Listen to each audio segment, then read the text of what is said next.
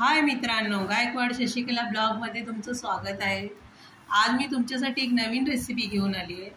Actually मी फुल video 1 महिन्यानंतर टाकते आहे, सो माझा व्हिडिओ तुम्ही पूर्ण बघा। माझ्या चॅनलवर नवीन असाल तर प्लीज लाईक करा, शेअर करा आणि सबस्क्राईब करा। सो आज मी बनवणार आहे कैरीची चटणी। तर कैरीची चटणी मी कशी बनवणार आहे तुम्ही माझा व्हिडिओ पूर्ण बघा। चला मी तुम्हाला दाखवते तुम्हाला मी ह्या 3 कैऱ्या घेतलेल्या आहे, 1 कांदी लसूण घेतलेला आहे, कोथिंबीर घेतलेली आहे आणि हिरव्या मिरच्या घेतलेल्या 8-10।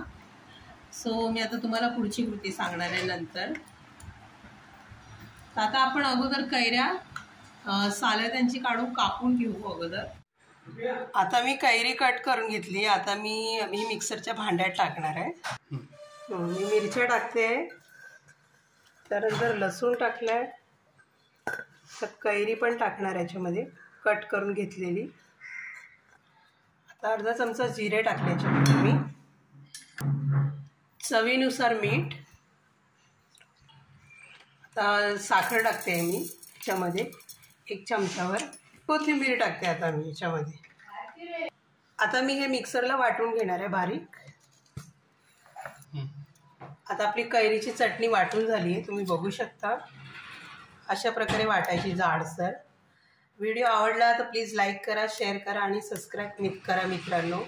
आणि ही चटणी तुम्ही कशाबरोबरही खाऊ शकता। थोडी जाड ठेवायची, ही जास्त बारीक नाही वाटायची, तुम्ही बघू शकता। धन्यवाद।